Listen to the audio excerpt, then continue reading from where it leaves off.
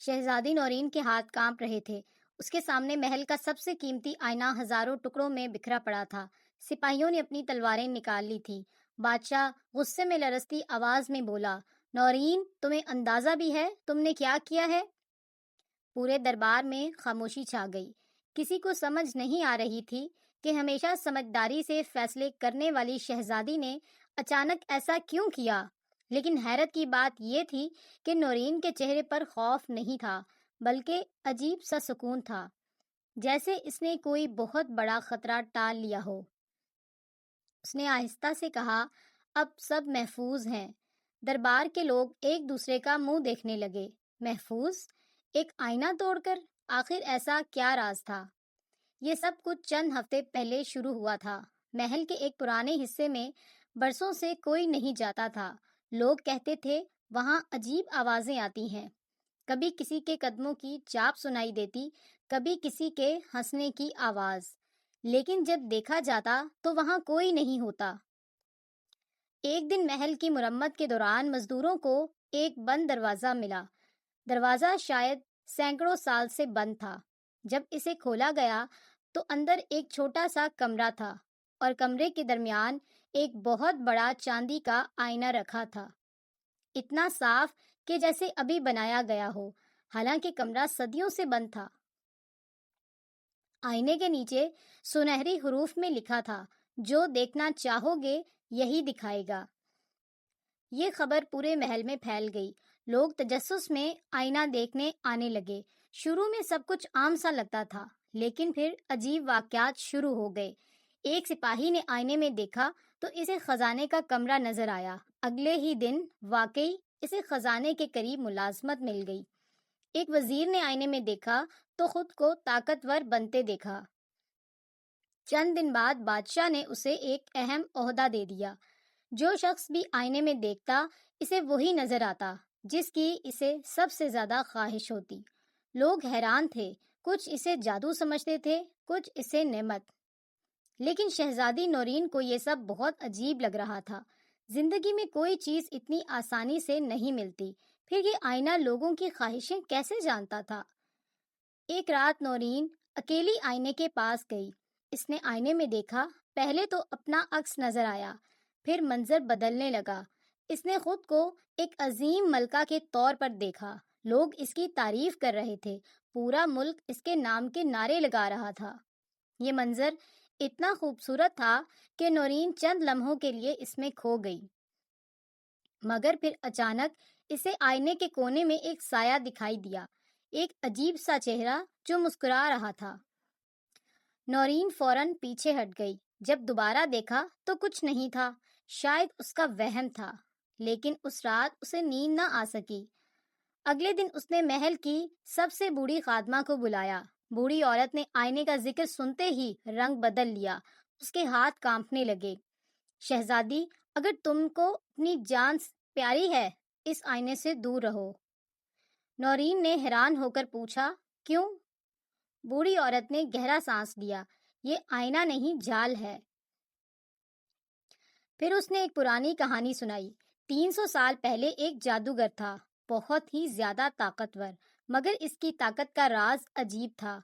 وہ لوگوں کی خواہشات سے طاقت حاصل کرتا تھا۔ جتنا لوگ لالچ کرتے، وہ اتنا ہی طاقتور ہوتا جاتا۔ آخر کار بادشاہوں نے مل کر اسے شکست دی، مگر اسے مار نہیں سکے۔ اس کی روح کو ایک جادوئی آئینے میں قید کر دیا گیا۔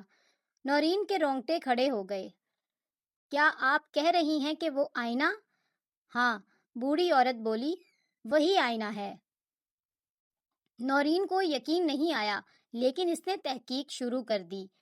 چند دن بعد اس نے ایک عجیب چیز نوٹ کی۔ جو لوگ بار بار آئینہ دیکھتے تھے وہ بدلنے لگتے تھے۔ وہ پہلے سے زیادہ خود غرض ہو جاتے، زیادہ لالچی، زیادہ بے چین، جیسے کوئی چیز ان کے اندر سے اچھائی نکال رہی ہو۔ محل میں جھگڑے شروع ہو گئے، دوست دشمن بننے لگے، بھائی بھائی سے لڑنے لگے، وزیر ایک دوسرے کے خلاف سازشیں کرنے لگے، اور ہر رات آئینہ پہلے سے زیادہ چمکنے لگتا۔ ایک رات نورین دوبارہ آئینے کے پاس گئی۔ اس بار آئینہ خاموش نہ رہا۔ نورین، کسی نے سرگوشی کی۔ نورین چونک گئی۔ تم ایک عظیم ملکہ بن سکتی ہو، تمہیں صرف میری مدد کرنی ہوگی۔ تم کون ہو؟ چند لمحے خاموشی رہی، پھر آئینے کے اندر وہی سایہ نمودار ہوا۔ میں وہ ہوں جسے دنیا نے قید کر دیا تھا۔ اب نورین سمجھ چکی تھی، بوڑھی عورت سچ کہہ رہی تھی۔ جادوگر نے اسے لالچ دینا شروع کر دیا، طاقت، شہرت، دولت، سب کچھ، لیکن نورین نے انکار کر دیا۔ تب پہلی بار جادوگر کا اصل چہرہ سامنے آیا۔